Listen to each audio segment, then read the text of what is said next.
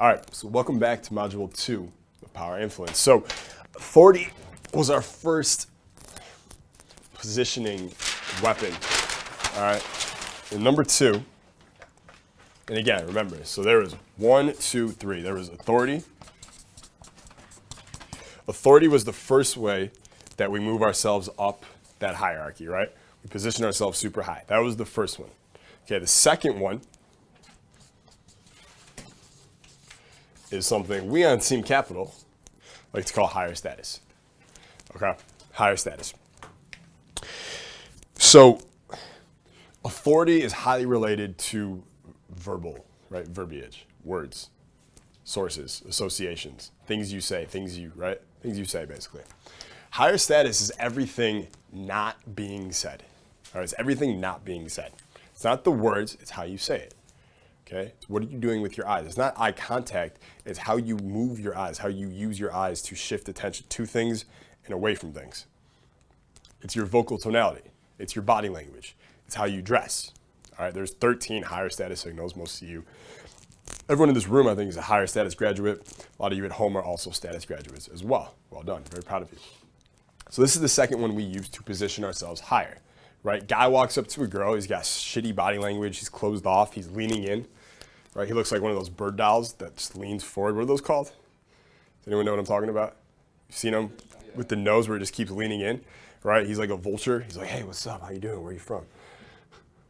How's it going? Right? You're like, dude, what the fuck is wrong with you, dude? Unattractive body language, right? We call that being lower status. Okay, but the same guy goes up to the same girl and he's dressed well. He's clean cut. He's got good body language. He speaks well. He's articulate. He makes strong eye contact, but not too much, just the right amount. Right? He does all these things well. He's triggering all kinds of higher status in her eyes, and she's figuring out where to put him on this hierarchy. Right? Women in 3 seconds know where you fit on the hierarchy right away. In terms of the sexual hierarchy, not every hierarchy, but the one of would I sleep with this guy or not? Women know right away in 3 seconds. They don't know that they'll sleep with you for sure, but they'll decide in 3 seconds whether they won't sleep with you. Right? Does everyone get that? So if you appear higher status right away, you are still in that area of I might sleep with him, or I could see myself sleeping with him. Higher status. So this is positioning tool number 2. Okay, positioning tool number 2.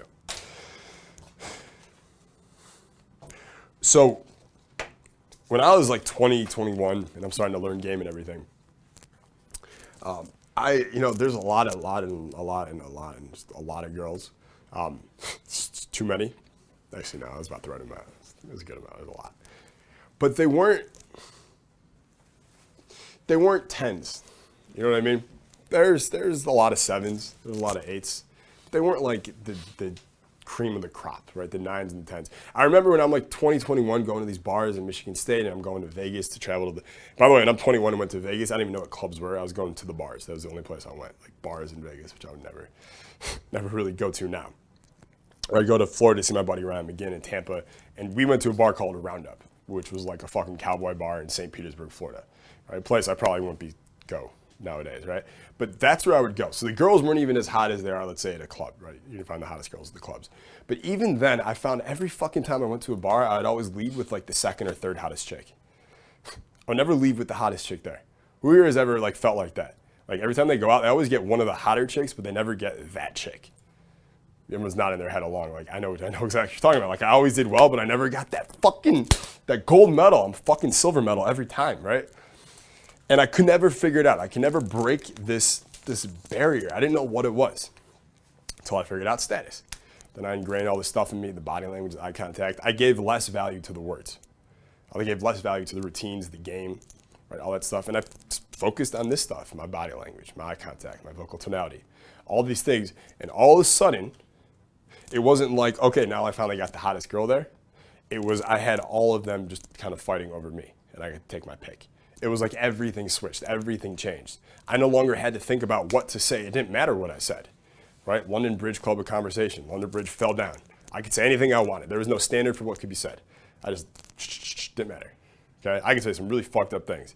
I've said some really fucked up things to girls, right? Like there was a girl once, I'll tell you guys a quick story. I just love this story because it's like one of my, I've been a dick to a lot of girls. This is probably one of the biggest dicks I've ever been. For some reason, we were talking about, it was me and my buddy Joey, and there's like these 3 girls.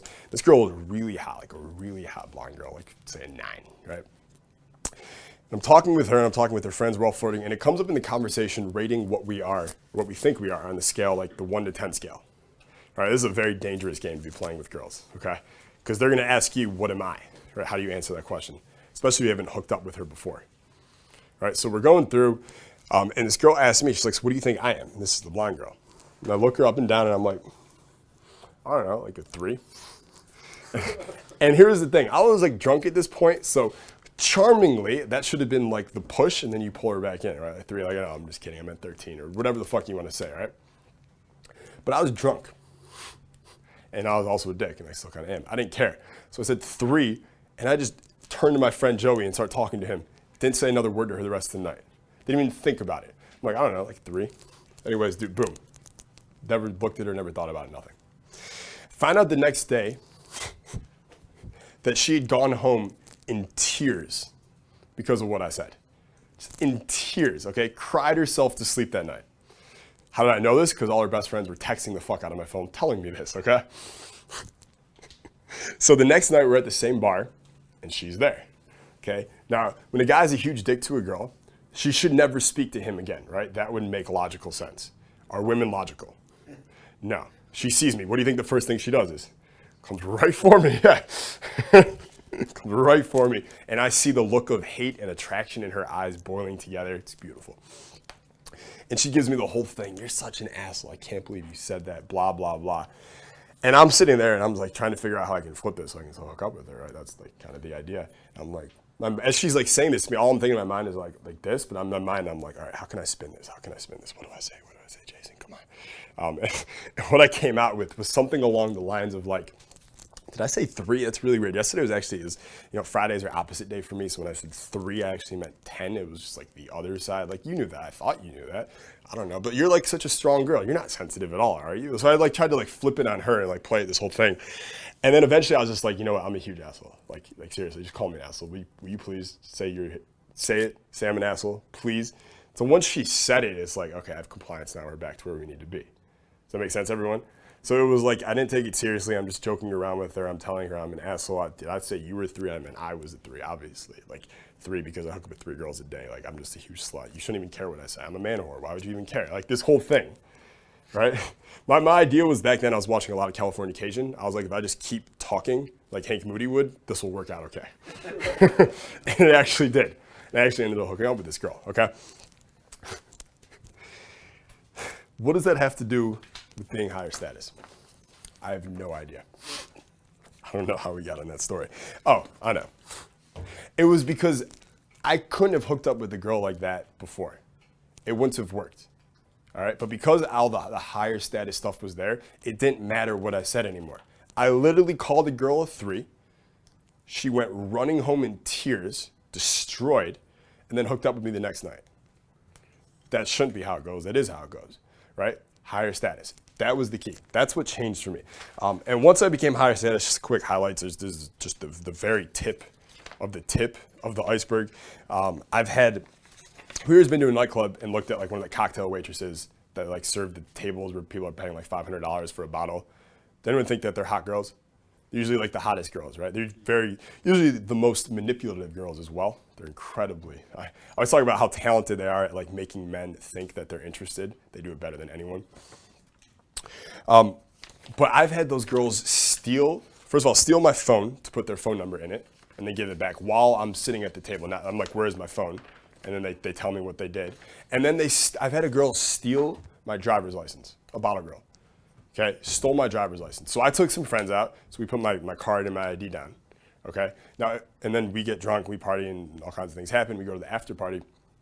Sometimes when you're drunk, you leave your ID at the bar. Who has done that before? I most certainly have, many times. Okay, I left my ID at the Rhino once. Okay, I had to go to Spearmint Rhino at 3 in the afternoon, which is not a pretty sight. Okay, to pick it up the next day. But I left my ID at this club. It was called Voyeur in San Diego. The bottle girl, usually when they do that, you're supposed to keep the ID at the club, the person come back the next day. It would be extremely illegal of someone to take that ID and then go home with it, okay? So she not only stole my phone number, She stole my ID, which I never got from the club, and I get a call from her the next day in a text asking me to come pick it up at her house. We'd flirted for a little bit for like a couple minutes, nothing crazy. But like, I'm like, I don't know what I said to this girl. I don't know what I did. And she's literally broke the law to try and get me to come over to her house and hook up with her. Okay? That was, again, post higher status. That was one of the first things that happened in higher status, which is why it really sticks out to me. Business-wise, I don't know if it's connected. It might be connected. Actually, it probably is connected. But right after, I really focused on ingraining my own higher status in my life. My business went from $40K a month in June 2013 to $100,000 a month in November 2013. That's 5 months, okay? 2.5 times growth, just like that. So higher status helps with business. Again, you're like, well, how does having really good body language make you more money, right? How does that happen? Well, again, think about the positioning, okay? When you are higher status all the time, whether you're selling on video, whether you're working with people in person, networking, whatever it is, everything you're saying, every word is coming with fucking impact. You are influencing now because they see you as Jay-Z, not the homeless guy. Okay, so every word you say, when I say buy now, if I look like a homeless guy or I have the body language of a homeless guy, no one's buying. But if I have the same position in someone's brain as Jay-Z, and I say buy now, they're buying now. I'll cop 2 pairs. That makes sense to everybody? All right, good. So what we're gonna do now, okay, for you at home, my charming friend over there, we're gonna give you 6 videos from Inside Higher Status that I picked up. These are actual 6 videos from Status. Some of you actually seen them, but they're the most specific strategic ones that I want you to rewatch, re-listen. There's some extra notes I've created for them to go with this course, where you're gonna have them right now inside this module that I want you to go through all 6, and they're all gonna be directly related to your positioning here and how I want you to use these tools of status to position yourself super fucking high in people's minds, so you can have bottle girls steal your ID, you can 3x your business in 5 months, whatever the fuck it is that you want to do. So go watch those right now, and I'll see you in the next module.